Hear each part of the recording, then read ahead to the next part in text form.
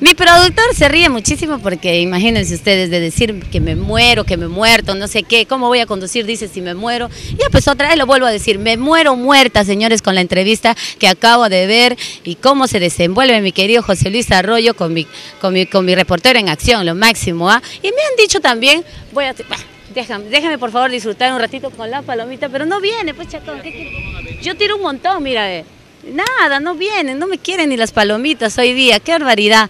Pero bueno, seguimos con el programa. Me dicen que el día de mañana vamos a tener una partecita en donde José Luis Arroyo habla de Clavito y su chela. Por supuesto, señores, ustedes se van a poder enterar aquí en el programa. No solamente pues él habló para Purito Perú, nos contó todos sus proyectos y todas las cositas que vamos a ir viendo. También lo queremos escuchar cantar, señores. Nos dedica esta canción. Besos para ti también. Entonces, Purito Perú le dedica esta canción. Programa Purito Perú.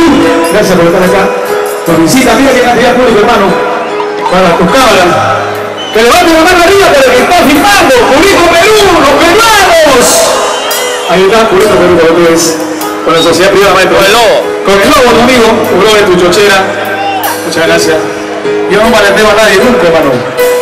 Soy cariñoso con todo el mundo. Quiero dedicar esta canción a ustedes. Yo sé que ustedes aman de verdad. El peruano siempre se enamora y se enamora bien. Sí, las peruanas también son bien cariñosas, bien amorosas y sobre todo son fieles. Las peruanas son fieles, eso es lo más importante. ¿Ya? Muchas felicidades a ustedes, a todas las mujeres que han venido. A ver, que levanten la mano una mujer que diga yo no soy fiel. A ver, que levanten la mano. Ya ven, todas son fieles, ¿sí o no? Eso habla bien de la mujer peruana. Y por eso voy a ver una canción muy bonita.